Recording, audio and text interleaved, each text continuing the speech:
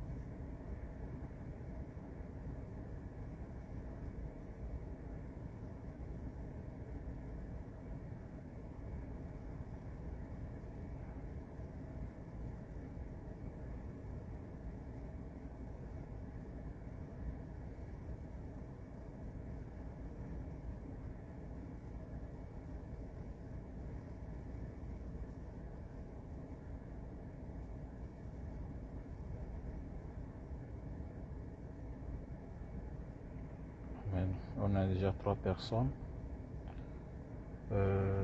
On va commencer dans peu de temps. Soyez bénis. Si vous me saisissez, si vous entendez ma voix, que le Seigneur vous fortifie. Je suis juste là pour une petite, ou bien disons un petit direct. Si le Seigneur m'accorde sa grâce, ça ne va pas prendre du temps. Parce que j'ai beaucoup de choses à faire actuellement. Donc je vais prendre un petit moment de votre temps, vous qui êtes déjà là. Amen.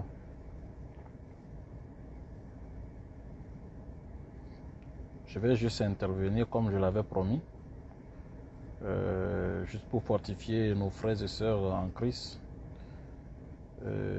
En ce qui concerne cette situation, ou bien en ce qui concerne la mort de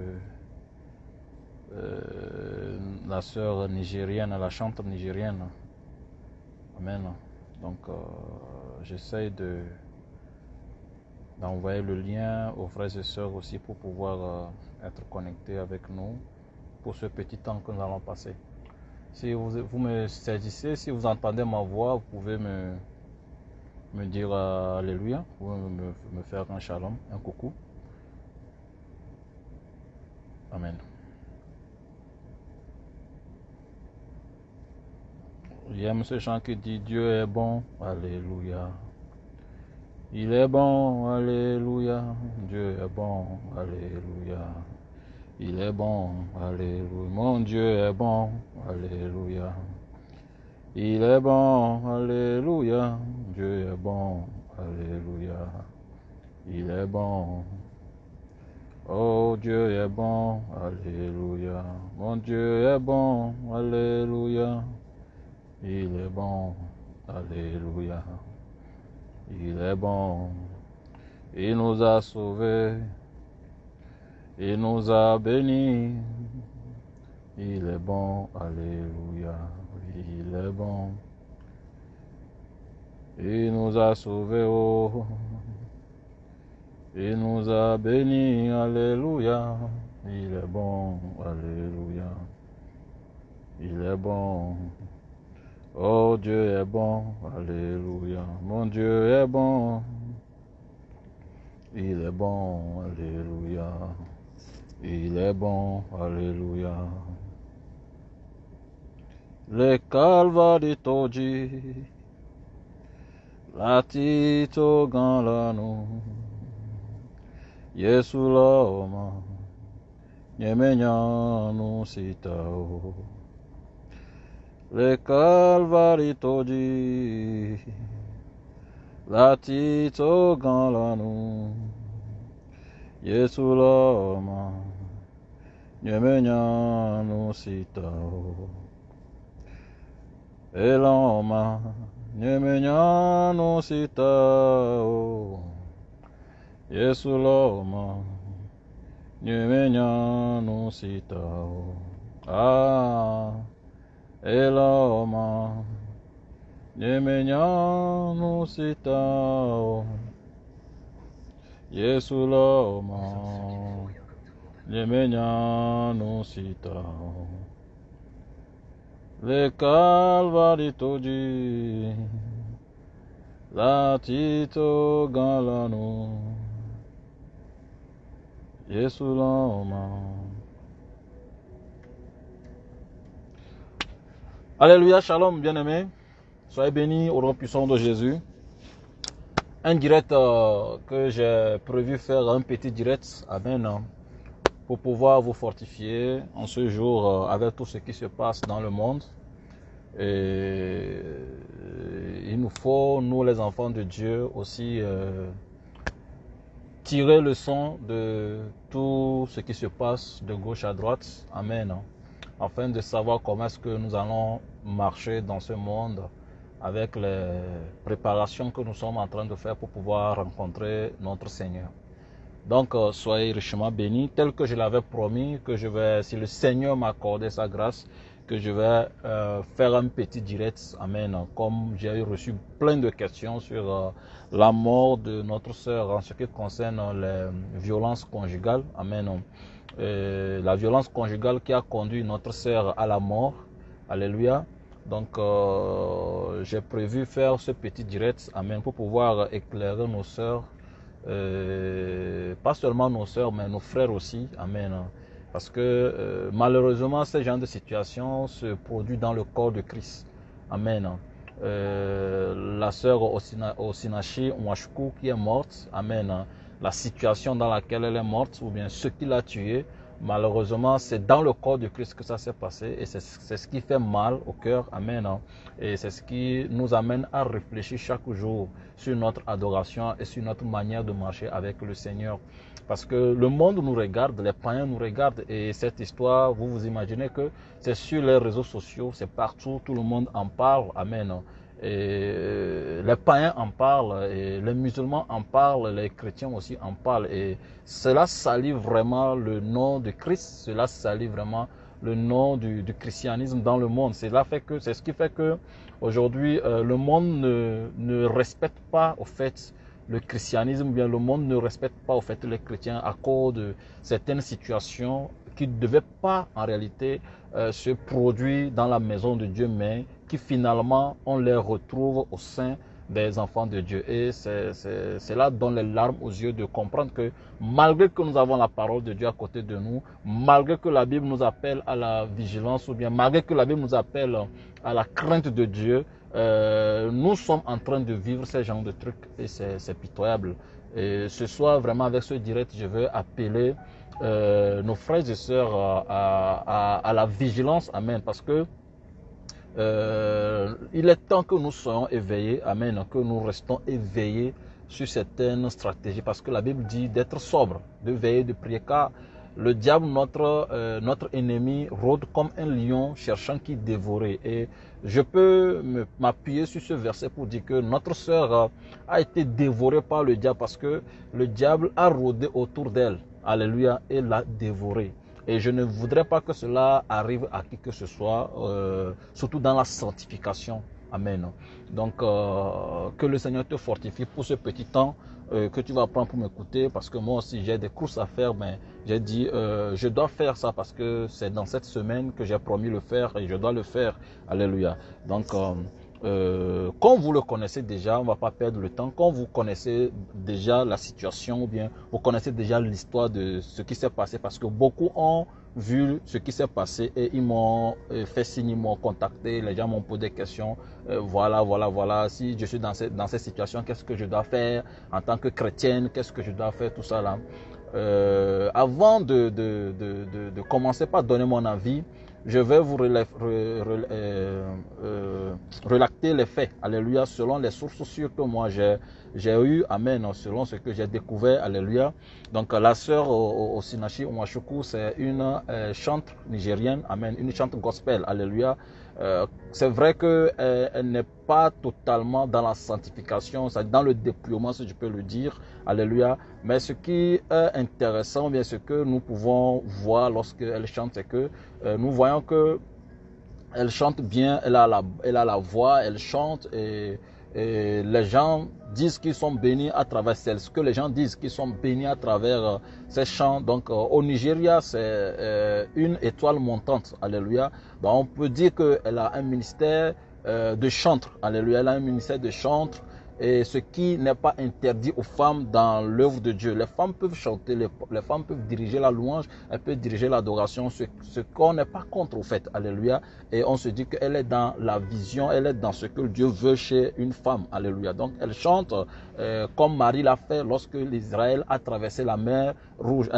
L'Israël a traversé la mer rouge. Alléluia. Donc c'est ce que Marie, la sœur de Moïse, a fait. Donc c'est ce qu'elle fait. Elle chante, elle amène le peuple devant le trône, elle fait beaucoup de choses. Mais le problème, c'est que malheureusement pour elle, l'homme avec qui elle vit, alléluia, qui se dit pasteur, alléluia, que les gens disent qu'il est pasteur, alléluia, en réalité, je peux dire que c'est avec ce qui s'est passé, je peux dire que il n'est pas humain au fait, parce que j'ai suivi certaines vidéos et je me suis rendu compte que un humain, si je suis vraiment homme, si je suis humain, il y a certains actes que je ne peux pas poser. C'est ça qui m'amène à dire qu'au fait, après tout ce que moi j'ai suivi, il n'est pas humain. Alléluia, parce qu'il a posé beaucoup d'actes qui sortent du commun du mortel au fait. Amen. Donc, elle a vécu avec cet homme dans la maltraitance, alléluia, dans la violence conjugale. L'homme la battait sérieusement. Et bizarrement, c'est l'homme qui est son manager, c'est l'homme qui est son agent, c'est l'homme qui est son, disons, son producteur, si je peux le dire. Et ils n'ont qu'un compte commun. Et quand elle a invité, l'argent qui rentrait, tout ça là, allait sur le compte de l'homme. Et c'est l'homme qui gérait tout. Et la dame, elle n'a rien au fait. Elle n'avait rien. Donc, elle ne gagnait rien dans tout ce qu'elle fait. C'est l'homme qui profitait. Mais après, malgré qu'il le battait, tout ça là, c'est elle qui profitait de tout, c'est elle qui prenait tout, alléluia. Donc, c'est lui plutôt qui prenait tout, alléluia. Donc, elle a vécu dans ça. Mais une chose qu'elle a fait, c'est qu'elle a toujours caché cette situation qu'elle traversait. Amen. Elle a toujours caché cette situation qu'elle traversait. Elle n'a pas voulu parler aux gens. Même sa soeur jumelle, parce qu'elle est jumelle, apparemment sa soeur jumelle a découvert cette situation et elle a voulu dénoncer, mais la soeur elle-même, au Sinachi, même a interdit à sa soeur de dénoncer son mari. Même elle a une amie qu'elle appelle meilleure amie qui aussi est tombée sur la situation, qui a voulu intervenir, mais elle a dit non. Elle a refusé. Alléluia. Elle a refusé. Elle a dit non, je ne veux pas que vous interveniez, je ne veux pas, laissez-moi. Voilà. Mais même une fois au studio, elle était en train de faire l'enregistrement et le mari l'a frappé, l'a giflé devant tout le monde. Même comment je vais le dire, l'arrangeur ou bien celui chez qui ils étaient en train de faire l'enregistrement a intervenu et la sœur Osinachi a attaqué sérieusement le gars. Il a dit ne brutalise pas mon mari, laisse mon mari en paix malgré ce qui s'est passé. Alléluia. Elle a toujours protégé son mari. Amen. Donc, elle a vécu dans cette situation. Maintenant, qu'est-ce qui a créé le problème jusqu'à ce que les bastonnats sont rentrés dedans, la violence est rentrée dedans jusqu'à ce qu'elle meure. Il s'est fait que le mari entretenait une autre relation hors mariage, alléluia, avec une autre femme. Amen. Et l'argent que la servante, ou bien disons la servante de l'Éternel gagnait, amen, et le mari prenait ça pour entretenir une autre femme. Alléluia. Donc, il a construit, il a mis à l'aise une autre femme ailleurs jusqu'à le pire. C'est-à-dire qu'il est parti se marier avec elle, avec l'autre femme, à l'insu de cette dernière. Alléluia. Donc, Dieu merci, elle autre l'a découvert que c'est comme ça son mari s'est marié. Il s'est remarié. Alléluia. Il s'est remarié parce qu'avec elle aussi, il est marié légalement. Jusqu'à ils ont eu 4 enfants. Donc, il s'est remarié encore au dos de cette dernière. Donc, lorsqu'elle a appris ça, lorsqu'elle a découvert ça, c'est là elle s'est dirigée vers lui, dit, chérie, ou bien mon mari, comment se fait-il que tu as osé te remarier encore? Voilà là où le problème est tombé, jusqu'à ce que le mari l'a frappé, alléluia. Même j'ai vu une vidéo dans laquelle il l'a frappé même avec le fer à repasser, alléluia, où elle est tombée, elle s'est levée, elle a couru, amen. Et dans ça, dans les bousculades, mais dans la violence comme ça, elle lui a donné un coup de poing, un coup vraiment fatal au niveau de la poitrine, qui a envoyé ce coup, qui a envoyé rapidement cette dame à l'hôpital. Elle est restée dans le coma, mais après ce qui s'est passé, vous le savez, elle a rendu l'âme. Alléluia. Ça, c'est un mariage dans le christianisme. Alléluia. Bien-aimé, après que moi j'ai écouté toute l'histoire, après que j'ai vu tout ce qui s'est passé, j'ai eu même à suivre certaines vidéos de son enterrement et de l'incarcération du mari. Donc jusqu'à aujourd'hui même, je continue pas à recevoir certaines vidéos. J'ai pas les moyens pour pouvoir vous faire voir les vidéos que moi j'ai à mon niveau. J'ai pas trop de moyens. Peut-être que je pourrais les publier sur ma page Facebook pour que vous puissiez visualiser vous-même. Alléluia. Et franchement parlant, ça fait mal. Amen. Ça fait mal de savoir que c'est dans le corps de Christ que ces genres de trucs se produisent. C'est pitoyable. Alléluia. Et je ne sais pas comment est-ce que le Seigneur au paradis est en train de vivre ces genres d'événements. Alléluia. Ce que je veux dire dans un premier temps, je vais appeler la jeunesse à la vigilance. Amen. Chez nous, il y a un adage qui dit que si tu sais que tu veux aller loin, amen, tu sais que tu as une longue distance à faire et que tu dois te déplacer en voiture, tu mettras le carburant selon la distance que tu veux faire. Alléluia. Et tu prendras soin de ta voiture, tu feras des révisions à ta voiture pour qu'elle puisse tenir. Amen. Qu'est-ce que je veux dire par là? Les jeunes, certains jeunes qui sont là, qui me suivent, le mariage, c'est pas une affaire c'est pas une affaire, oui, c'est pas une affaire de blague. Ne prenons pas le mariage à la légère. Ne regardons pas ce qui se passe sur les réseaux sociaux. Amen. Les gens bien habillés, en robe, organisés, font des trucs vraiment pas possibles, jolis. Ça, c'est du décor. Ça, c'est la cérémonie. C'est le décor, c'est la cérémonie. Le mariage, amen. Ce qui est important dans le mariage, c'est la vie de couple. Alléluia. La vie à deux. Parce qu'après la cérémonie, tous ceux qui sont venus manger et qui vont vous insulter en plus, en partant, et ils vont partir, ils vont vous laisser.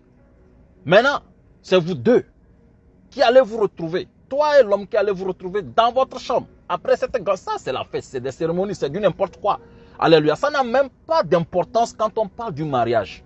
Ça n'occupe même pas une place importante quand on parle du mariage. Ça c'est du n'importe quoi. C'est des cérémonies. Ça dit que, je ne sais pas quoi dire.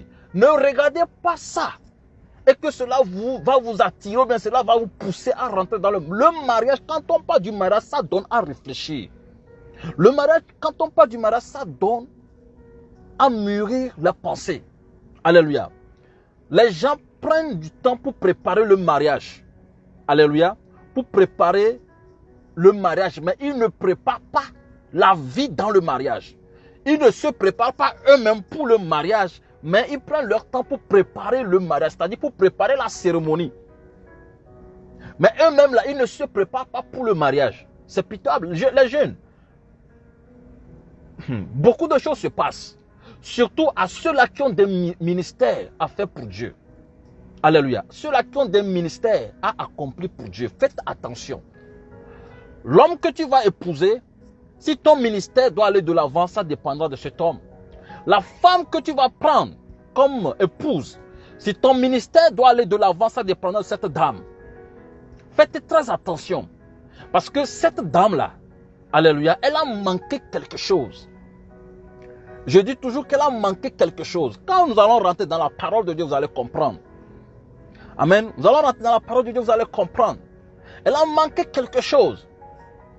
Parce que quand tu as un ministère très grand, alléluia, même si elle n'est pas dans le déploiement total, en la voit chanter pour Dieu, on se dit qu'elle a un ministère. Peut-être que la vérité ne l'est pas encore parvenue. Dans son parcours, alléluia, elle connaîtra la vérité. Et si elle a la crainte de Dieu, elle va se repentir. Alléluia.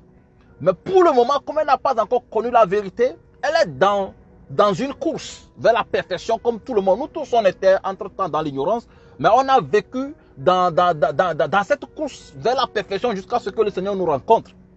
Alléluia. Donc, elle a manqué quelque chose. Alléluia. Elle a manqué quelque chose. Qu'est-ce qu'elle a manqué? Elle a manqué la sagesse. Amen. La Bible nous dit quoi? Dans le livre de Jacques 1, le verset 5. La Bible nous dit quoi? Que celui qui manque de la sagesse en demande. Bien aimé, je vais parler à tous ceux qui ont accepté la sanctification, nos sœurs qui ont accepté la sanctification. La parole de Dieu ne nous rend pas bêtes. La parole de Dieu n'est pas là pour nous rendre bêtes, mais pour nous donner la sagesse. Elle est là pour nous éclairer, pour nous donner la lumière sur certaines situations. La parole de Dieu ne nous rend pas esclaves de certaines situations. Faites très attention. La parole de Dieu ne nous rend pas, ne fait pas de nous des personnes irréfléchies ou bien des personnes qui n'ont pas de réflexion. Alléluia. Plutôt, la parole de Dieu nous amène à réfléchir. La parole de Dieu nous amène à rentrer en nous-mêmes. La parole de Dieu nous amène à analyser les choses avant d'entreprendre. C'est très important. Quand tu vis dans la vérité, tu vis dans la crainte de Dieu, même si un homme vient vers toi, alléluia, tu vas prendre du temps pour réfléchir. Alléluia. Surtout ceux qui ont des ministères à accomplir, faites attention. Faites très attention. Faites très attention parce que J'ai entendu quelqu'un dire, alléluia, dans certaines vidéos que j'ai reçues, j'ai entendu une personne tenir un propos qui m'a énervé. Il dit que c'est la volonté de Dieu qu'elle meure ainsi. J'ai dit, what? La volonté de Dieu qu'elle meure ainsi? Excusez-moi, je vais aller pêle-mêle. Amen. Je vais aller pêle-mêle parce que je vais toucher certains points rapidement. La volonté de Dieu que cette dame meure ici, il ne faut pas mentir dans le compte de Dieu. Dites-moi la vérité, est-ce que c'est vraiment la volonté de Dieu que elle, là, au Sinachi là, est-ce que c'est vraiment la volonté de Dieu que un jour, est-ce que c'est ça sa destinée, qu'elle meure par un coup fatal? Est-ce que c'était ce que Dieu a destiné pour elle dans son ministère? Que elle qui chante là, qu'un jour c'est son mari qui va lui donner un gros coup dans le ventre. Oh, bien aimé, le livre de Proverbes 10, le verset 22 nous dit quelque chose. Proverbe 10, le verset 22 nous dit quoi? Que c'est la bénédiction de l'Éternel qui enrichit. Et il ne la fait suivre d'aucun chagrin. Bon, maintenant, si la Bible nous dit que quand Dieu nous bénit, le chagrin ne suit pas. Vous pensez que la maltraitance, le fait de frapper sa femme, alléluia, la frapper contre le mur, la bousculer, la donner des coups de poing, bien aimé. Vous pensez que ça là, un mari comme ça là, c'est Dieu qui t'a béni? Un mari comme ça, c'est Dieu qui t'a béni? Et les gens vont dire que c'est la volonté de Dieu, que la volonté... Quelle volonté de Dieu? J'ai écouté des trucs dans les vidéos qui m'ont énervé. Quelle volonté de Dieu? Comment Dieu peut permettre que on maltraite ou bien qu'on frappe sa servante jusqu'à ce point? Ça veut dire qu'il y a quelque chose qui s'est passé. Ça veut dire que soit ce mariage n'était pas de la volonté de Dieu, soit, alléluia, le diable, ou bien ce qu'on appelle coupeur de route, parce que certaines personnes, surtout quand le diable sait que surtout elle là, elle a pris la place du diable au paradis. C'est ce que le diable faisait. Donc, le diable sait que si elle rentre dans son mariage, elle rencontre l'homme de sa destinée, son ministère va exceller. Donc, le diable peut lui envoyer quoi? Les coupeurs de route. C'est pourquoi je dis, ceux qui ont des ministères, faites attention. Parce que par le mariage, le diable peut vous avoir. Par le mariage, le diable peut vous avoir. Regardez notre bien-aimée, la sœur Claire Andoun, par exemple. C'est par le mariage que le diable lui a eu. Alléluia. Donc, faisons très attention parce qu'il y a les coupeurs de route. Le diable nous envoie des coupeurs de route. Et depuis que moi j'ai dit, cet homme-là, c'est un démon. Faites attention. C'est un démon incarné. Et je dis toujours, on peut délivrer quelqu'un qui est possédé, mais quelqu'un qui est incarné, on ne le délivre pas parce que c'est un démon en personne. Quelqu'un qui est incarné, c'est un démon en personne. On ne peut pas délivrer Satan. On ne peut pas délivrer la reine de la côte. On ne peut pas délivrer une sirène. Mais une personne née, elle est née humaine et elle est possédée, cette personne, on peut la délivrer. Je ne sais pas si vous me comprenez. Cette personne, on peut la délivrer facilement. Mais un démon là, quelqu'un qui est démon en personne là, on ne peut pas le délivrer. En plus de ça, on dit que c'est un pasteur. En plus de ça, on dit que c'est un pasteur. Quel genre de pasteur va frapper sa femme? Quel genre de pasteur peut lever sa main comme ça, frapper sa femme? Si tu es un homme de Dieu qui le fait, écoute-moi très bien, c'est que tu n'es pas encore repenti. Si tu es un homme de Dieu comme ça, tu le fais, pose-toi la question, quel est l'esprit qui t'anime? Parce que si c'est le Saint-Esprit là, si c'est avec l'Esprit de Dieu que tu travailles, bien aimé, laisse-moi te dire que tu ne peux jamais lever ta main comme ça, poser sur ta femme. Ce n'est pas possible. Si c'est le Saint-Esprit qui t'anime là, tu ne peux jamais lever ta main comme ça et la poser, frapper ta femme. Parce que ce que je sais est que si tu frappes ta femme, c'est toi-même qui as frappé. Tu gifles ta femme, c'est toi-même qui as giflé. Tout pasteur qui frappe, tout homme de Dieu qui frappe leur femme, vous êtes des démons. C'est l'ange de lumière qui vous a appelé. Ce n'est pas Jésus-Christ de Nazareth. Et l'esprit qui vous anime là, l'esprit qui vous anime là, ce n'est pas le Saint-Esprit. Alléluia. Parce que je connais le Saint-Esprit, je sais comment il marche. Alléluia. Je sais comment il fonctionne. Ce n'est pas de cette manière. Je parle à quelqu'un ce soir. Les jeunes, faites très attention. Faites très attention. Le mariage là, ce n'est pas affaire d'amusement. Ce n'est pas fait d'amusement. Surtout quand tu as un ministère à protéger. Quand tu as un ministère à faire pour Dieu. Regarde bien, ouvre bien tes yeux. Trouve la femme qui peut t'aider dans ton ministère. Et trouve le mari qui peut te pousser à aller de l'avant. Parce que déjà cette dame-là, hein, cette dame-là, son mari était jaloux d'elle. Un mari jaloux de sa femme, c'est un démoniaque au fait. Un mari jaloux, un mari va vouloir que sa femme aille de l'avant. Ne va pas vouloir que sa femme recule. Alléluia. Et une femme qui veut aider son mari, une femme qui se tient à la brèche pour le ministère de son mari, qui prie régulièrement pour son mari, veille ou bien lutte pour que son mari aille toujours de l'avant, que le ministère de son mari puisse évoluer. Bien aimé, trouve une femme qui pourra t'aider dans ton ministère. Pas une femme qui va te faire reculer, pas une femme qui va t'amener à dormir dans ton ministère. Pas un homme qui va t'amener à ne pas avoir confiance en toi. Surtout si Dieu a mis un don en toi. Parce qu'il y a certains hommes de Dieu qui étouffent l'appel de leur femme ou bien qui étouffent le don que Dieu a mis en leur femme. Il y a certains hommes de Dieu qui font ça. Alléluia. Donc, soyons sages. La parole de Dieu ne nous rend pas insensés. La parole de Dieu ne nous rend pas des personnes irréfléchis, mais la parole de Dieu fait de nous des personnes posées, des personnes sages, des personnes qui savent réfléchir, des personnes qui ont la tête sur leurs épaules. Les personnes qui ne se laissent pas dribbler ou bien influencer par le diable. Alléluia. La mort de cette dame, surtout en ce qui concerne son ministère, m'a beaucoup fait du mal. Parce qu'elle était en train de monter. Et le diable l'a éteint immédiatement par son serviteur qu'il a mis à côté d'elle. Alléluia. Par son serviteur qu'il a mis à côté d'elle. Alléluia. Certains disent que non. Oh, quand c'est comme ça, elle devait divorcer. Je ne suis pas venu pour parler du divorce. Amen. Pour ceux qui m'ont posé des questions sur le divorce, je ne suis pas venu pour parler du divorce. Amen. Je ne suis pas venu pour dire que oui, elle devait partir, elle devait divorcer, oui, elle devait quitter ce foyer, elle devait divorcer, Je ne suis pas venu pour parler de divorce, mais je suis venu pour t'appeler à la vigilance, à une sagesse. Alléluia. Et nous allons essayer de rentrer dans la parole de Dieu pour voir qu'est-ce que la Bible nous conseille. Alléluia. Il y a une question qu'on a posée à Jésus, amen, dans la parole de Dieu, amen, dans le livre de Matthieu 18, nous allons lire Matthieu 18 et le livre de Marc, amen. Vous allez voir, Jésus aussi a utilisé une sagesse pour répondre, amen. Matthieu 18, alléluia, le verset 8 à 12. Donc, avec ça, nous allons tirer une conclusion. Nous allons nous dire, si je vis des trucs comme ça là, qu'est-ce que je dois faire?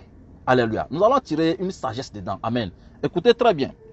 Matthieu 18, nous allons lire jusqu'à la fin. Amen. Nous allons lire du verset 18 jusqu'au du verset 4. Excusez-moi, qu'est-ce que j'ai dit? Du verset 8 jusqu'au verset 12. Amen.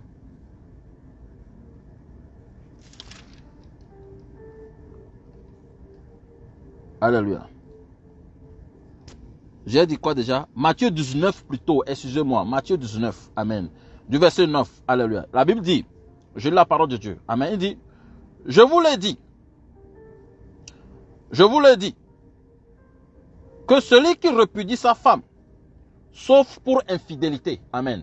Il dit, celui qui repudie sa femme, sauf pour infidélité. Et là-bas, ça nous dit beaucoup de choses, alléluia. Parce que quand on parle de l'infidélité, c'est dans plusieurs domaines, alléluia. L'infidélité dans plusieurs domaines.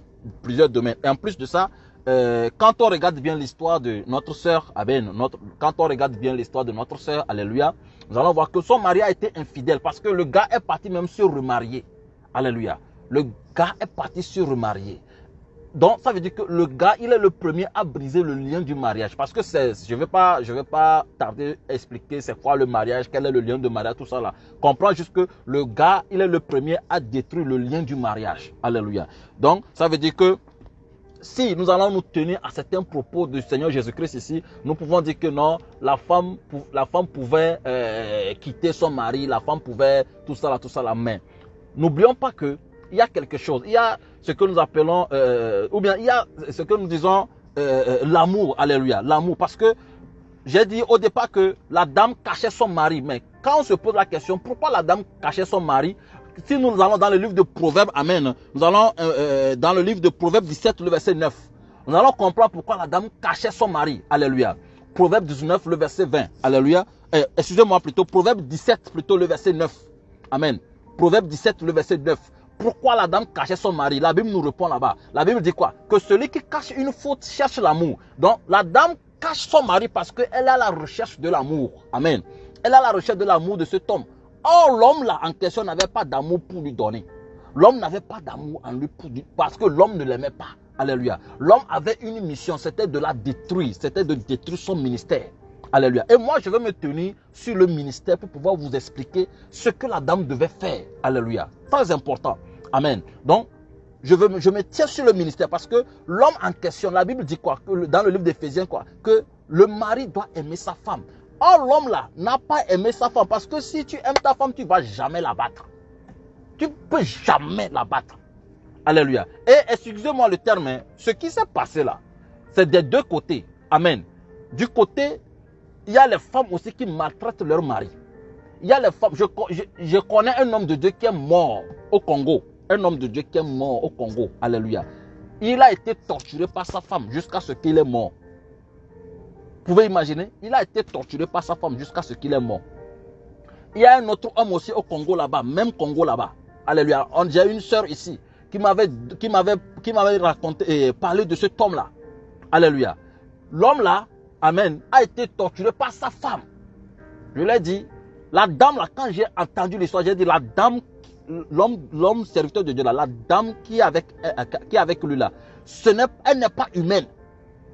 Elle n'est pas humaine parce que tout ce qu'elle fait là, aucun humain ne peut faire ça. Elle n'est pas humaine.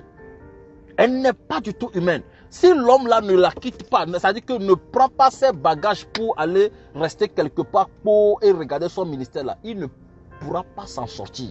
Parce que on ne peut pas venir prier sur elle pour la délivrer. Alléluia. Pourquoi? Parce qu'elle n'est pas humaine. C'est un démon au fait. Amen. C'est un démon. On ne peut pas la délivrer. C'est pourquoi vous devez faire attention quand vous voulez faire le choix de votre conjoint. C'est très important. Il ne faut pas regarder parce que ça brille, parce que c'est joli, parce qu'il est beau, parce qu'il est comme ça, et puis hop, tcha, hey, derrière cette beauté-là, ce qui t'attend, tu ne sais pas.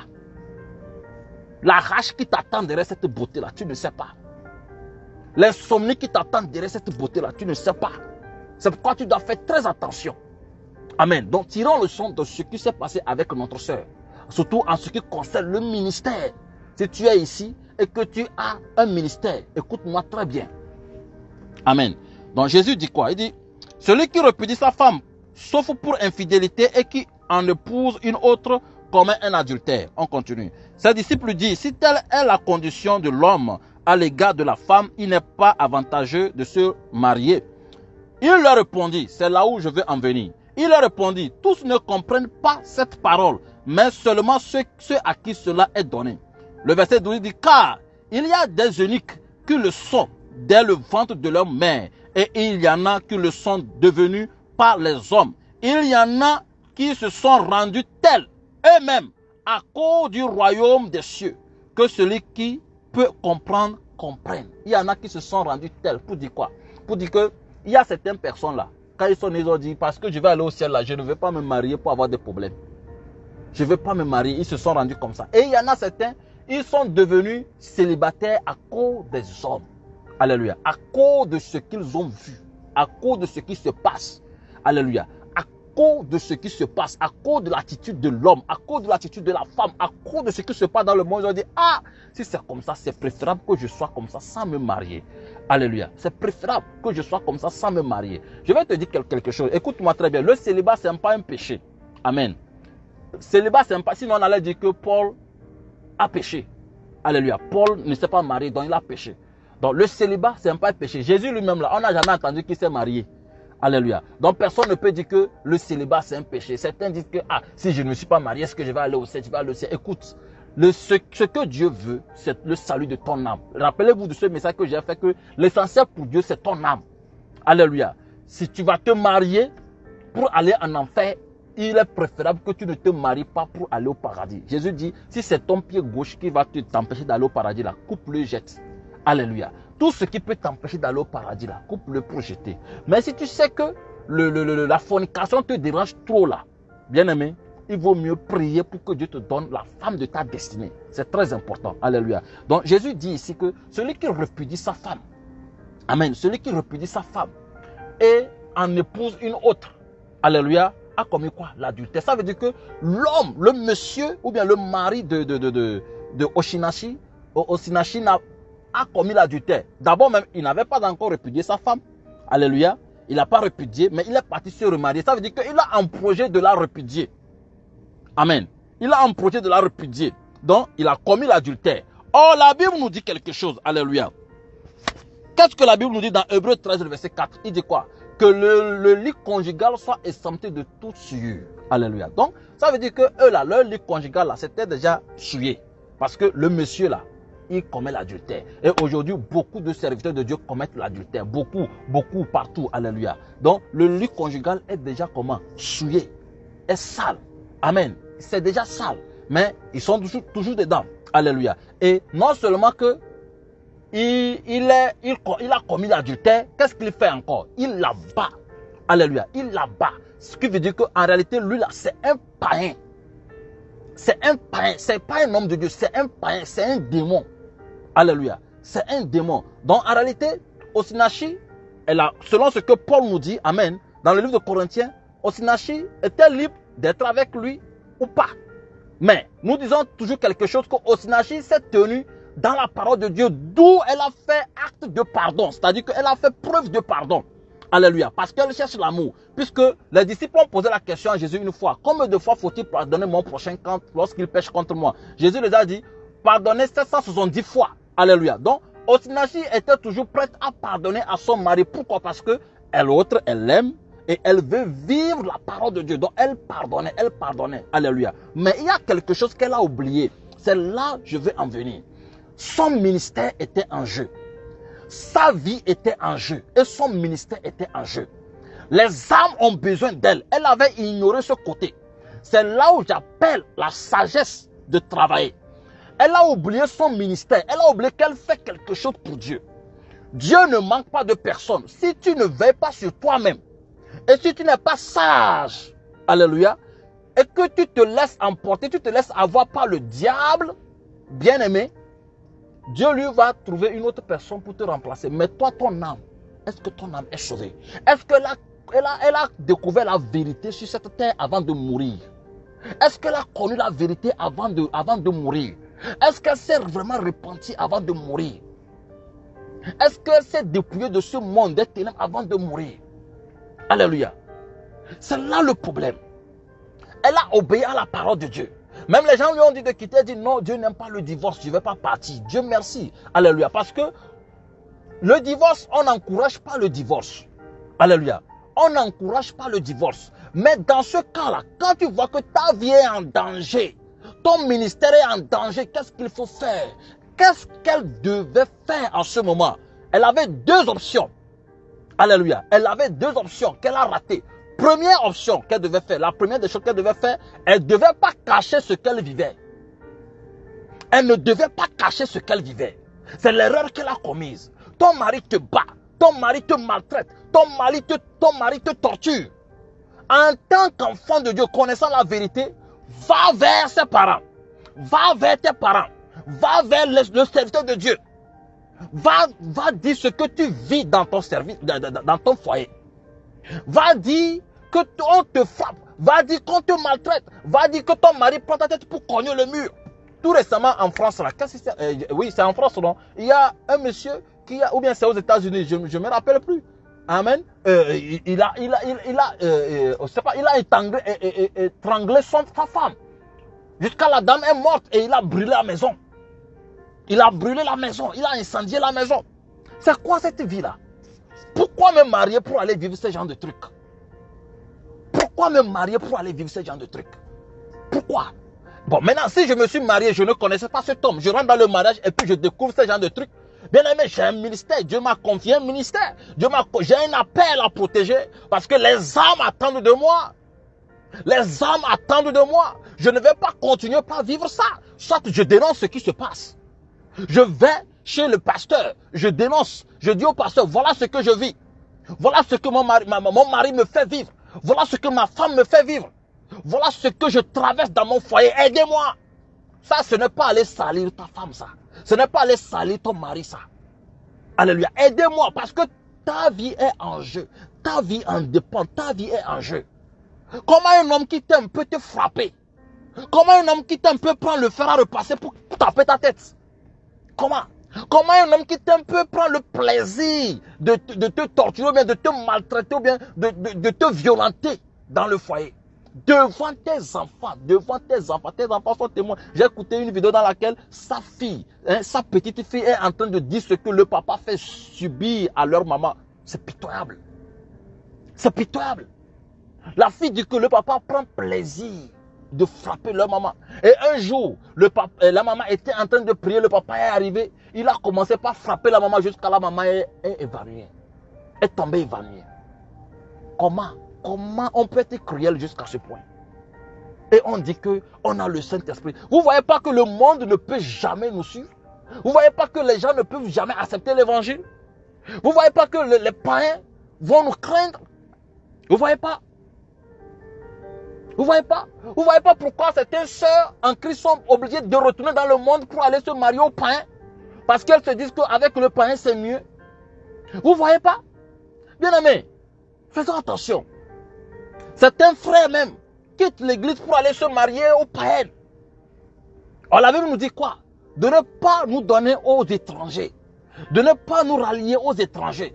De ne pas avoir de lien avec les étrangers. Vous ne voyez pas qu'il y a quelque chose qui se passe? Il y a un problème dans le corps de Christ. Alléluia. Elle devait dénoncer. Un petit serpent que tu élèves là va grandir un jour, va te mordre. Ou va t'engloutir, va t'avaler.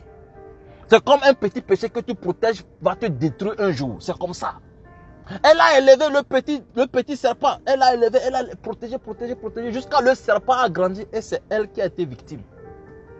Elle a élevé le petit lion. Elle a élevé le petit tigre, le petit panthère. Elle a élevé jusqu'à la petite panthère plutôt. Elle a élevé jusqu'à l'animal féroce a grandi et l'a dévoré. Aujourd'hui, elle est morte. Et son ministère, personne ne pose la question sur son ministère. Qui va continuer son ministère? Dieu lui va trouver quelqu'un qui va continuer. Mais elle, son âme. Dites-moi en commentaire, est-ce que c'était ça là, sa destinée? La destinée glorieuse. Dieu dit, je connais les projets que j'ai formés sur ta vie. Des projets de bonheur et non de malheur. Ça là, est-ce que c'est bonheur qui lui est arrivé? Posons-nous la question. Est-ce que c'est bonheur? Jérémie 29, verset 11. Est-ce que c'est bonheur qui lui est arrivé? Ou bien c'est malheur? Est-ce que les enfants là vont dire qu'ils sont en train de vivre le bonheur actuellement? C'est le malheur qui est arrivé à ces enfants. Oh, cette promesse aussi c'est pour les enfants. Je connais les projets que j'ai formés sur ta vie. Projet de bonheur et non de malheur. Aujourd'hui, le malheur est tombé sur les enfants. Ça, c'est la volonté de Dieu. Est-ce que ça, c'est la volonté de Dieu? Bien aimés, réfléchissons. Ce qu'elle devait faire, c'était de dénoncer. C'était d'appeler au secours. C'était d'appeler à l'aide. Venez voir mon mari. C'était d'appeler le pasteur qui a son mari comme pasteur. Le père spirituel de cet homme-là, on devait l'appeler. On devait l'appeler. On devait l'appeler. Je connais un homme de Dieu aussi. Je ne sais pas. Les Nigériens là, les hommes nigériens, je ne sais pas ce qu'ils ont dans leur tête. Je ne sais pas ce qu'ils ont. Les hommes nigériens là, surtout ceux qui se disent hommes de Dieu nigériens là, ils frappent leurs femmes, pas possible quoi. Je connais même un, il est au Togo ici. Si tu vois comment il frappe sa femme. Tu vois comment il frappe sa femme, c'est comme sa femme est devenue torchon bien mouchoir dans sa main. Il la frappe. Sa femme, elle est togolaise. Il la frappe, il la maltraite. C'est-à-dire que, en camion de Kmako, il la frappe. Moindre chose, bang, bang, bang, bang, bang. Les voisins, tout le monde, la femme crie, tout le monde attend. Mais le dimanche, c'est lui qui est à l'église qui prêche. Même les fidèles, il maudit les fidèles. Ça, c'est quelle méchanceté d'être serviteur? C'est quel esprit? Ça, c'est le Saint-Esprit, ça. Qu'on se pose la question, est-ce que ça, c'est le Saint-Esprit? Bien aimé, l'heure est là pour qu'on ouvre les yeux sur certaines réalités. La Bible ne nous rend pas bêtes. Je vois ma vie en danger. Je vois mon ministère en danger. Les deux choses précieuses qui font de moi l'être humain, qui font de moi, qui me déterminent, qui font de moi la personne que je suis, en danger. Et je vois aussi la vie de mes enfants, parce que si aujourd'hui je meurs, mes enfants vont souffrir, donc je vois leur avenir en danger. Je vois leur avenir en danger. Je ne peux pas me taire pour dire je l'aime, je ne vais pas le salir, je l'aime, jusqu'à ce que ma vie part, mon ministère s'éteint et la vie de mes enfants en péril. Aujourd'hui, tout le monde la pleure. Mais si elle était vivante et que je suis devant elle, j'allais la gifler. Excusez-moi le terme. Parce que ça me dépasse. Comment tu peux aimer une personne et ne pas vouloir lui faire du bien? Croyant qu'en le dénonçant, tu es en train de lui faire du bien. S'il est possédé là, peut-être qu'on va l'aider dans la délivrance. S'il est incarné là, il ne va pas accepter la délivrance, c'est lui qui va quitter. Que Dieu nous aide, bien aimé, que Dieu nous aide là. Première option, elle a raté. Là où la sagesse devait jouer, elle a raté. Il fallait dénoncer l'acte de violence là, il fallait qu'elle dénonce ça. C'est pas mauvais. Alléluia, c'est pas mauvais. Il fallait qu'elle dénonce ça. Ou bien, tu as découvert que ton mari est parti se remarier là. Mais, dénonce ça. Va dire que ton mari vient de se remarier. C'est tout. Alléluia. C'est ça la sagesse au fait. Va auprès de ceux qui peuvent le faire raisonner. Va auprès de ceux qui peuvent le faire raisonner. Parce que l'homme est l'homme. Alléluia. L'homme est, écoutez, les femmes, écoutez-moi très bien. Je vais vous parler. Amen. Écoutez-moi très bien. Excusez-moi, il y a une toux qui me dérange là, dans un dernier temps. Amen. Donc, l'homme, il est dans sa chefferie. La Bible dit qu'il est le chef. Amen. Bon, il est dans son orgueil. Amen. L'homme est assis dans son orgueil. Tous les hommes sur la terre, ils sont comme ça. Même les bébés. Regardez vos enfants garçons. Ils sont comme ça. C'est-à-dire que c'est dans leur gène. C'est Dieu qui a mis ça en eux. Alléluia. Donc, ils sont comme ça. Ils sont autoritaires. C'est comme ça. On ne peut pas changer la nature de l'homme parce que c'est comme ça Dieu l'a créé. L'homme est possessif. Amen. Il veut posséder. Amen. Même ce qu'il ne peut pas avoir là, il veut l'avoir. C'est comme ça. Alléluia. Ça, c'est l'homme. C'est ce qui définit l'homme. Amen. Vous ne pouvez pas changer ça. Les femmes ne peuvent pas changer ça. Mais votre sagesse peut amener un homme à changer. Si tu sais, c'est pourquoi la Bible dit quoi? Que la femme sage bâtit sa maison, bâtit son foyer. La sagesse de la femme peut amener l'homme à descendre de son trône. C'est tout. La sagesse de la femme peut amener l'homme à descendre de son ciel. La sagesse de la femme. Si la femme, toi la femme, tu sais bien utiliser ta tête, tu sais bien utiliser ta tête là, tu vas faire tomber l'homme de son ciel. Et l'homme va faire cloubit en bas de toi. L'homme va faire cloubit, l'homme va te suivre, c'est-à-dire que l'homme va faire cloubit derrière toi. Parce que tu es sage. La force que Dieu donne à la femme, c'est la sagesse. Une femme qui n'est pas sage, c'est elle qui détruit son foyer. Alléluia. C'est elle qui détruit son foyer. Alors, les filles, les femmes, cultivez la sagesse. Dans vos rapports avec vos maris, là, cultivez la sagesse. C'est très important. Ça va vous sauver.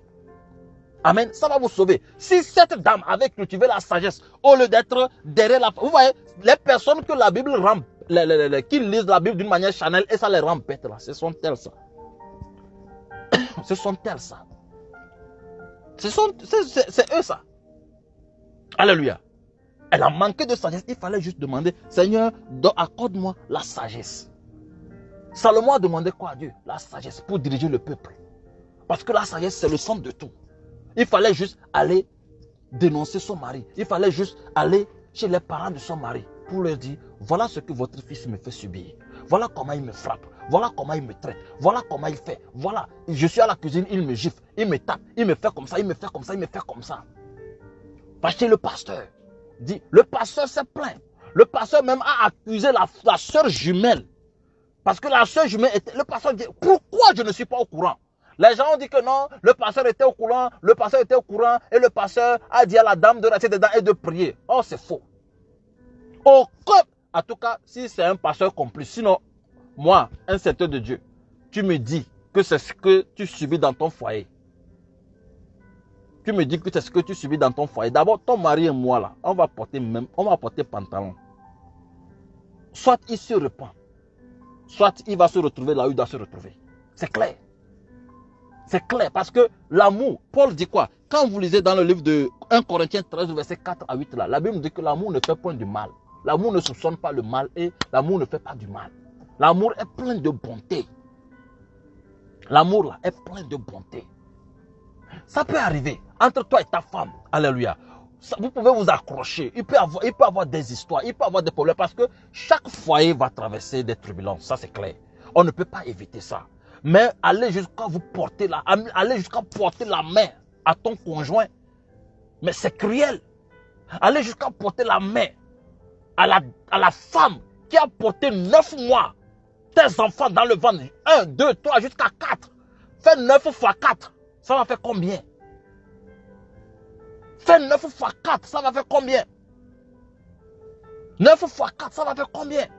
Bien aimé, la femme qui a porté tes enfants, un enfant, 2 enfants, 3 enfants, 4 enfants, jusqu'à les accoucher, jusqu'à les élever à tes côtés, malgré que tu la frappes, jusqu'à leur âge. Là. Et vous allez me dire que Améwan Agbeto Bénia. Vous allez me dire là où je suis que Améwan Agbeto Bénia. C'est-à-dire que lui aussi il a la conscience. C'est-à-dire que lui aussi il est humain. Lui là, le pasteur, soi-disant pasteur là. Il faut que la Ligue des pasteurs nigériens là, s'assoie pour réfléchir. Je parle à tous les pasteurs nigériens. Si vous n'êtes pas d'accord là, allez me convoquer là où vous voulez. Asseyez-vous, réfléchissez. Est-ce que vous êtes repentis? Est-ce que vous êtes repentis? Vous qui frappez vos femmes là, parce que les Nigériens, vous frappez tous vos femmes quoi. Ils nous trompent sur les réseaux sociaux avec leurs films d'amour, tout ça là. Oh, c'est des frappeurs de femmes. C'est des délinquants notoires, des frappeurs de femmes. Donc quand je vois certaines soeurs qui disent que je veux me marier à un Nigérien, je dis, oh, tu ne sais pas dans quoi tu veux rentrer. Tu ne sais pas dans quoi tu veux rentrer. Que Dieu nous fasse grâce. Alléluia. Donc, voilà la première chose qu'elle a manqué de faire. Elle ne devait pas cacher ça. Voilà ce qu'elle a caché aujourd'hui. Ça lui a créé la mort. Seconde chose qu'elle devait faire. Alléluia. Tu dénonces. Personne ne te vient en aide. Bien-aimé, qu'est-ce que tu vas faire? Tu ne divorces pas. Je ne dis pas de divorcer. Chez nous, il y a un adage qui dit, quand tu es parmi les fourmis, et les fourmis montent sur toi, rentrent dans ton pantalon pour te déranger, pour te piquer là, qu'est-ce qu'il faut faire? Tu ne peux pas rester dedans là-bas pour dire que tu les enlèves ou bien tu les tues. Parce qu'ils sont beaucoup, ils vont monter. Quand tu tues un, l'autre monte. Donc qu'est-ce qu'il faut faire? Tu sors du milieu d'eux, tu vas ailleurs et les enlever. Je ne sais pas si vous comprenez. Pour être tranquille, pour être en paix. Donc tout ce qu'elle pouvait faire là, alléluia, pour donner une leçon à son mari. Je ne dis pas qu'elle devait divorcer. Pour donner une leçon à son mari, qu'est-ce qu'elle devait faire? Elle allait juste prendre ses enfants, s'éloigner de cet homme, aller quelque part, aller rester quelque part, louer quelque part et rester avec ses enfants, tranquillement. Tranquillement. Si quelqu'un lui pose la question, pourquoi tu as quitté, dit ma vie est en danger. Chaque jour, on me tape. J'ai fait quoi? Je n'ai pas fait quoi? Je reçois des coups. Je ne me suis pas marié pour vivre ça. Donc, je m'éloigne. Le juif va se repentir là. On va revenir ensemble, tranquillement. Je ne dis pas qu'elle devait divorcer, non. Parce qu'il y en a qui ont dit que divorcer. Regardez, Jésus lui-même là, quand on lui a posé la question là, il n'a pas mentionné le divorce dans sa bouche. Il n'a pas mentionné. Il a contourné. Alléluia. Il a utilisé quoi? La sagesse. Il a dit, celui qui repudie sa femme, sauf pour infidélité et en épouse une autre, fait quoi? Commet de l'adultère. Il n'a même pas utilisé divorcer dedans. Donc ce n'est pas moi qui va utiliser divorcer ici. Ce n'est pas moi qui va dire elle devait divorcer. Non, si Jésus ne l'a pas utilisé, ce n'est pas moi qui va utiliser. Elle devait se mettre à l'écart. Oh, mets-toi à l'écart avec tes enfants. Alléluia. Mets-toi à l'écart. Moi, ma maman, je donne mon témoignage, mon propre témoignage. Ma maman là. Mon papa avait combien de femmes? 3 ou 4 femmes, je ne sais même plus. Parce que le jour de sa mort, quand on a été, il y a les gens qui ont débarqué de gauche à droite, que ce sont les enfants de mon papa. On ne se connaît même pas. Moi, je ne les ai jamais vus de toute ma vie. C'était à l'enterrement que je les ai rencontrés. Ma maman était la seule qui a pu supporter mon papa, qui est resté avec lui. Parce que mon papa battait ses femmes. Alléluia. Mais quand ma maman était fatiguée, elle avait un ministère. Alléluia. Je le dis pour surtout protéger son ministère. Elle avait un ministère. Qu'est-ce qu'elle a fait? Elle nous a pris, mon frère et moi, un jour, Elle nous a mis dans la voiture. On est parti à Kara. Après, elle nous a rejoints. Et on est resté là-bas. On a quitté papa. On l'a laissé. Et je vous dis que c'est quand maman s'est éloignée de papa. Maman a quitté la violence de papa là. C'est quand maman a quitté que son ministère, alléluia, s'est bombardé. C'est quand maman a quitté que son ministère a éclaté. C'est quand maman a quitté. Bien aimé, les gens commençaient. Elle avait un ministère d'intercession. Elle intercédait pour les gens. Elle priait avec les gens. Alléluia. Je vais à l'école, je rentre comme ça. Rappelez-vous, dans certains de mes témoignages, je vous dis que je rentre, les gens sont pleins à la maison. Les gens sont là. Elle prie et il y avait des témoignages. Alléluia. C'est son ministère. Ma maman, si elle avait vraiment suivi Dieu, aujourd'hui, elle allait avoir son centre de prière où elle prie avec les gens. Alléluia. Elle intercédait avec les gens. Les gens venaient. Quand on était à Kara, les gens venaient. Il y a les gens qui sont à Kara qui peuvent témoigner. Les gens la cherchent jusqu'aujourd'hui. Il y a certaines personnes qui l'appellent jusqu'aujourd'hui. Combien de femmes qui n'accouchaient pas ont contacté, sont rentrées en contact avec ma maman et le Seigneur les a exaucés. Ils ont eu des enfants. Combien de personnes sont guéries par la prière de ma mère après qu'elle a quitté papa, après qu'elle s'est éloignée? C'est un moment que son ministère s'est explosé. Son ministère s'est explosé. Bien aimé, pour protéger ton ministère là, à cause des âmes là, à cause de ce que tu as fait pour Dieu là, et mets-toi à l'écart de cet homme. Parce que c'est clair que cet homme ne veut pas que tu travailles pour Dieu. C'est clair que c'est un agent du diable. C'est clair que c'est le diable qui l'a envoyé pour te détruire et détruire ton appel. C'est très clair. Je parle à quelqu'un. C'est très clair. C'est ce que la dame là devait faire. Et puis elle est dégagée. Elle est tranquille. Aujourd'hui, elle devait être vivante. Elle allait avoir son propre compte. Et désormais, si on l'appelle quelque part, elle dit, mon mari n'est plus mon manager. Mon mari n'est plus celui qui me produit. Non. Je ne collabore plus avec lui. Voilà mon compte. D'abord même, c'est un païen parce que il vole même l'argent de Dieu. L'argent que les gens envoient pour soutenir le ministère de cette dame. L'argent que les gens payent à cette dame pour que son ministère puisse évoluer. Il prend l'argent là, il le remet à une autre femme. Vous voyez jusqu'à quel point ce mari-là était cruel même vis-à-vis de Dieu. Vous allez me dire que c'est un chrétien ça. Tu prends ce qui appartient à Dieu pour entretenir ton adultère, ta vie d'abomination. Chers frères et sœurs, ayez les yeux et voyez d'une manière claire avant de vous mettre dans une relation quelconque. Parce qu'il y a des relations qui ont pour but de te détruire. Il y a certaines relations qui ont pour but de t'amener à l'élévation. Alléluia, à l'élévation. Donc, si tu ne sais pas si tu ne sais pas discerner, tu vas tomber dans le piège du diable. Et cette sœur-là, je dis qu'elle est tombée dans le piège du diable. Et actuellement, là où nous sommes, tout le monde la pleure. Mais ce que son âme vit, seul Dieu sait. C'est pourquoi je ne peux jamais dire que son âme repose en paix. Parce que je ne sais pas ce que son âme vit actuellement. Parce que c'est ces gens de mort là, la manière dont elle est morte là, ça ne vient pas de Dieu.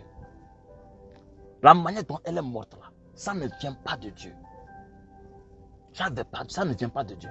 La Bible dit quoi? Que personne ne sait pas ce que Dieu a joint. Et quand la Bible dit ça, il faut bien réfléchir. Est-ce que c'est vraiment Dieu qui les a joints? C'est la question. Est-ce que c'est vraiment Dieu qui les a joints? Est-ce que c'est vraiment Dieu qui les a joints? Vous voyez, cette affaire-là, si on va prendre, et pour parler du mariage là, on va aller très loin. Si on veut parler du mariage, on va aller très loin. On sera obligé de décortiquer les choses. Bon, je vais prendre mon temps un jour, alléluia, et je vais redécortiquer les choses et on va refaire un direct pour t'expliquer les choses d'une manière terre à terre pour que tu puisses comprendre. Parce que ça fait mal de voir les frères et sœurs qui vivent ce genre de situation. Alléluia. Je ne te demande pas de divorcer. Alléluia. Je ne te demande pas de... Mais quand tu vois, je précise que ta vie est en jeu. Parce qu'il y a certains problèmes qui peuvent venir entre toi et ton mari. Ça ne met pas ta vie en jeu. Hein. Non, ça ne met pas. Il ne faut pas aller dire que Dieu a dit que si j'ai un problème avec mon mari, je dois me mettre à l'écart. Non, hein. Je dis bien, ta vie est en jeu. C'est-à-dire qu'on te frappe. On te bastonne jusqu'à tes yeux sont enflés. Ta tête est enflée comme ça. Alléluia. Je connais une de mes filles, son mari la battait même jusqu'à la tirer sur les escaliers. Je lui ai dit aussi, ton homme là, ce qu'il te fait là, toi-même tu as eu plusieurs fois révélation sur lui. Tu sais qui il est. Aujourd'hui là, Dieu a fait que tout le monde lui donne raison. Lui m'a dit, hé ma soeur, tu as le jour, elle s'est mise à l'écart, les gens l'ont bien insulté. Mais aujourd'hui, les gens disent, hé. Tout le monde, Dieu a exposé l'homme comme ça. Tout le monde voit qui est cet homme. Tout le monde est en train de voir qui est-il. Tout le monde voit. On voit. Et les gens disent, ah, ma soeur, tu as bien fait de t'éloigner de lui, sinon c'est ta vie. Il y a une autre fille aussi, elle est au niveau de Québec. Exactement, elle m'a appelé un jour. Quand elle me parlait, tu sens que vraiment elle traverse une situation.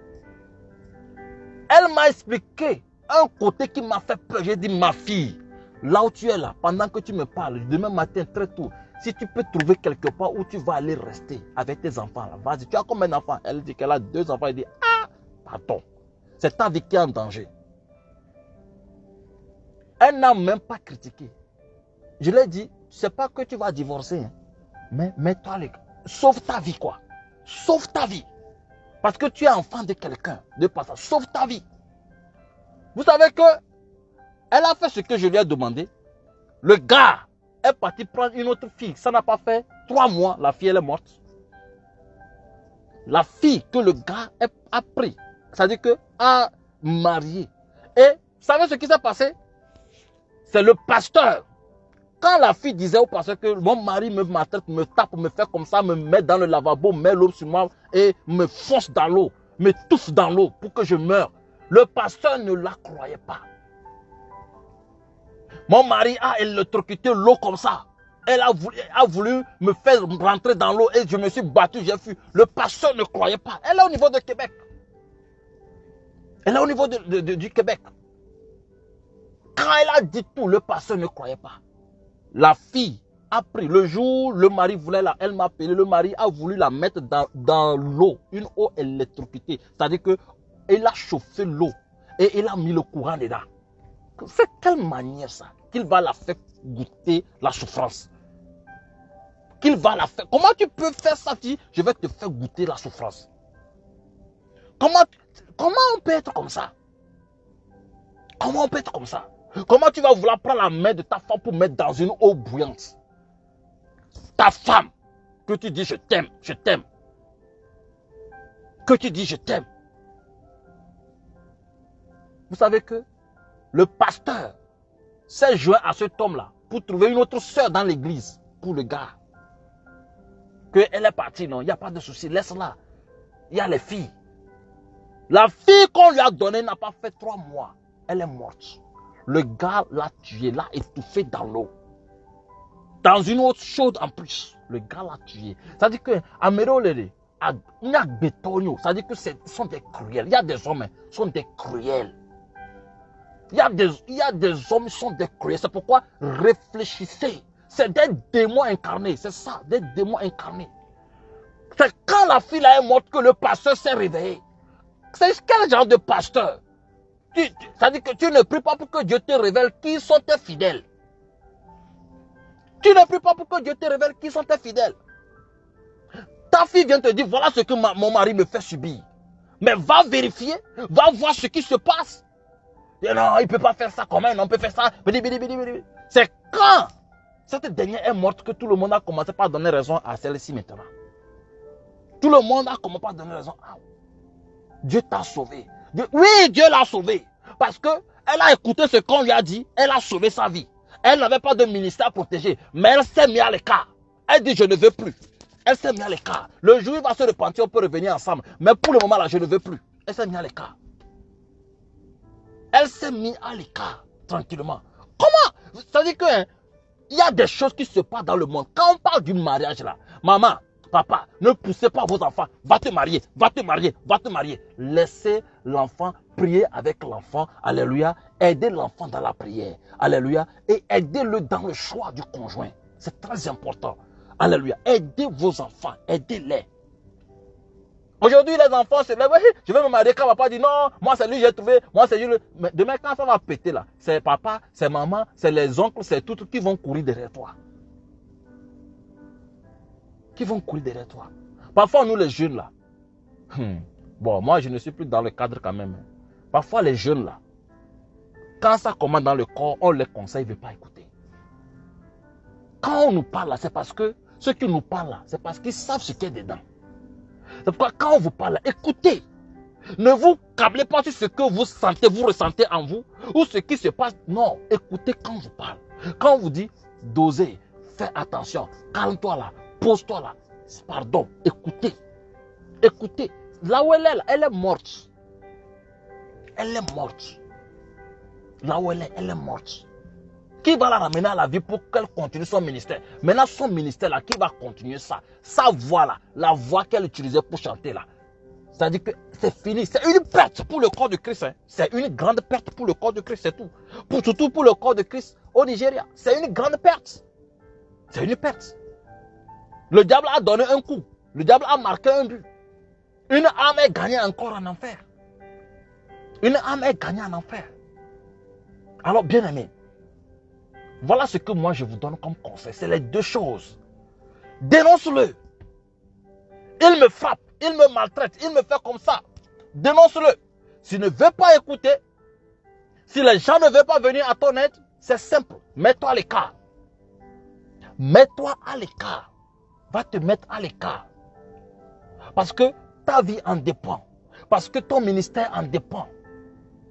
Mais s'il ne te maltraite pas, s'il ne te tape pas, et que c'est des malcompréhensions, c'est des petits problèmes, c'est des trucs, voilà, de machin de gauche à droite, ça tout le monde traverse. Il ne faut pas abuser. Tout le monde traverse. Alléluia. Chaque foyer a des turbulences. Ne t'appuie pas sur certaines turbulences éphémères, sur certains trucs. Ton mari ne te frappe pas. Il est là, il t'aide. Il est là avec toi, tout. Il ne te frappe pas, il ne te maltraite pas. Pourquoi tu vas aller te mettre à l'écart s'il y a des mésententes qui viennent? Ne pense pas que tu vas aller trouver quelqu'un d'autre avec qui tu n'auras pas de mésentente. Hein. Parce que chacun est éduqué ailleurs, c'est-à-dire différemment. Quand on va se rencontrer là, c'est-à-dire qu'il faut du temps pour pouvoir se raccommoder, c'est tout. Amen. Il faut du temps pour pouvoir se raccommoder. C'est intense. Parfois, je dis que c'est passager. Tout le monde vit ça. Alléluia. Tout le monde vit ça. Pensez que ceux qui ont fait 30 ans de mariage, 40 ans de mariage, ils n'ont pas connu des turbulences. Ils ont connu des turbulences. Ils ont connu des moments difficiles. Ils ont connu des moments forts. Mais ils ont supporté. C'est parce qu'il n'y a pas eu de maltraitance dedans. Il n'y a pas eu de violence dedans. Il n'y a pas eu de bastonnage dedans. Moi, je connais un homme, il met à genoux sa famille, il la frappe. Il la frappe dans les mains. Ça veut dire quoi? Ça veut dire quoi? Je connais même des hommes de Dieu qui font ça. Ils disent, mets-toi à genoux. Il prend ceinture. Paille. Ça veut dire quoi? T'es qui? Pour mettre à genoux ta femme. Pour qui tu as payé la dot. Pour la frapper dans les mains. Elle est ton enfant. Elle est ton enfant. Si tu es homme de Dieu, tu me suis là. Partagez cette vidéo, que ça aille loin. Elle est ton enfant. Je connais certaines femmes qui sont des femmes des hommes de Dieu. Qu'ils maltraitent leur mari. Je connais un homme de Dieu, quand il prêche, il finit, il rentre à la maison. Sa femme le dit, aujourd'hui tu m'as fait honte. C'est quoi ça? C'est quelle manière d'être habillé? Quand il s'est habillé, tu n'étais pas à la maison. Tu étais où? C'est quelle manière d'être habillé ça? C'est quoi tu dis devant le peuple ça? C'est quoi tu fais comme ça? C'est honteux. Hey, tu es une femme qui fait comme ça là, que Dieu frappe sur ta bouche. Que Dieu frappe sur ta bouche. Je t'ai dit d'aller dire ceci. Tu es parti dire, tu es son Saint-Esprit. Quand tu es un homme de Dieu, tu as une telle femme là. Prie beaucoup pour elle. Tu as une telle femme là. Intercède en faveur de Dieu pour elle. Il y a certaines femmes là. Elles font tout pour que l'homme, le serviteur de Dieu là, n'ait plus confiance en lui-même. Que le serviteur de Dieu n'ait plus confiance en lui-même. C'est pitoyable. C'est pourquoi j'ai dit au départ, quand tu sais que tu vas aller loin, tu mettras le carburant qu'il faut. Dans le ministère là, la partie du ministère avec lequel il ne faut pas blaguer. Et ceux qui ont blagué avec cette partie-là, ils payent les conséquences jusqu'à aujourd'hui. C'est le mariage. C'est le mariage. Parce que si tu es jeune, tu n'es pas encore marié et que tu commences un ministère, la partie là où le diable se positionne pour t'attendre, c'est le mariage. C'est ton mariage. C'est là où il t'attend. C'est là où il t'attend. Donc, c'est pourquoi il faut faire très attention. Il y a les coupeurs de route que le diable va t'amener. tu ne sais pas faire, tu t'emballes.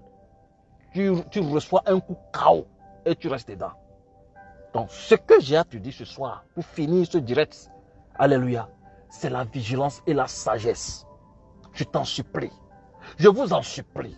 Quand tu traverses des situations qui mettent en péril ta vie, qui mettent en danger la vie de tes enfants, avec un homme ou avec une femme, va chez les responsables de votre église. Dis-leur ce qui se passe pour qu'on appelle ce dernier, qu'on lui pose des questions, que vous réglez ça. Si c'est un problème psychologique qu'il a, on va l'aider. On va l'aider dans la prière. Si c'est une délivrance qu'il a besoin, on va le délivrer. C'est sérieux. Parce que trop de morts. Et ça fait honte au corps de Christ. Si ça ne va pas, ça persiste toujours. Ce qu'il faut faire, sauve ta vie. Mets-toi à l'écart. Beaucoup de personnes, le Seigneur les a dit, qui traversaient cette situation, le Seigneur les a dit, il est temps, ma fille, va te mettre à l'écart. Ils se sont mis à l'écart. Aujourd'hui, ils vivent. Aujourd'hui, ils sont là. Pourquoi? Parce que ils se sont mis à l'écart. Dieu les a épargnés. Alléluia. Donc, Dieu là, il ne nous a pas destinés à une colère quelconque. Alléluia. Il nous a destinés pour sa justice.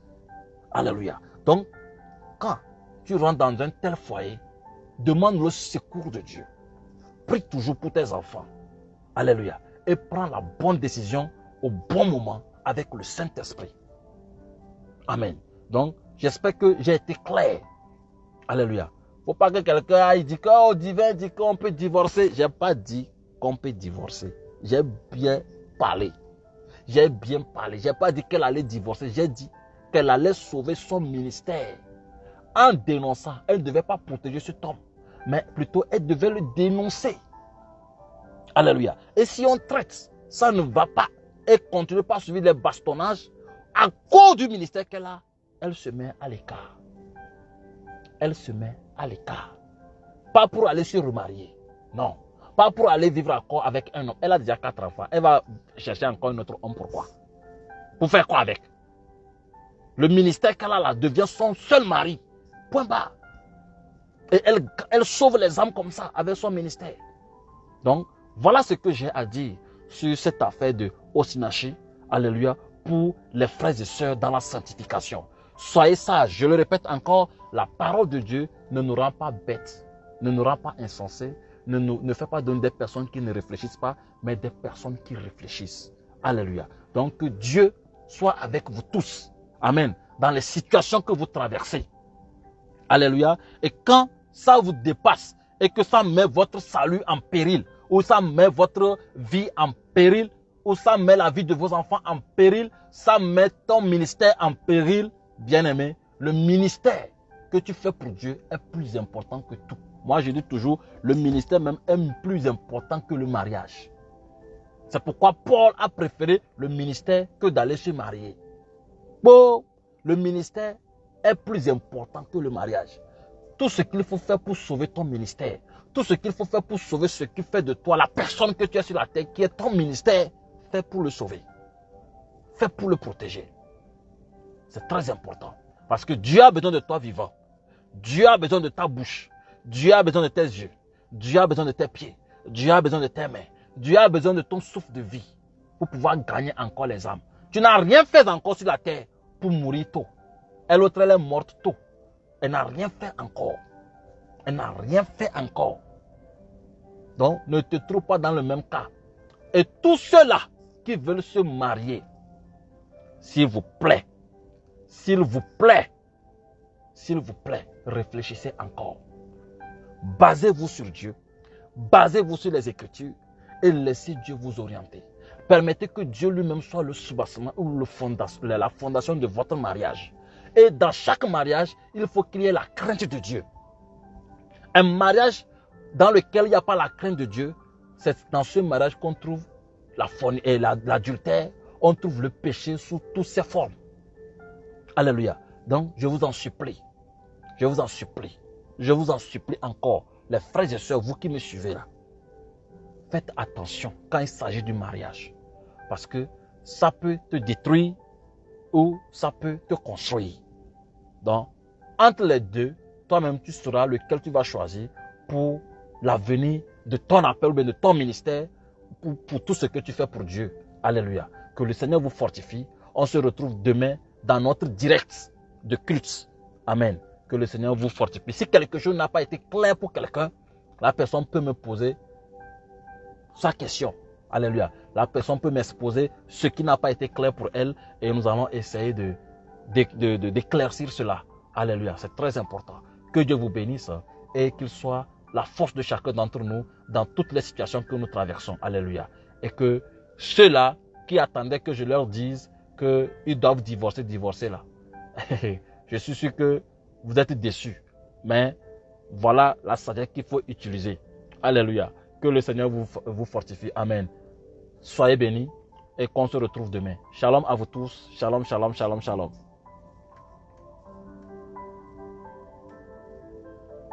Shalom, on est ensemble. On se retrouve demain à 12h30.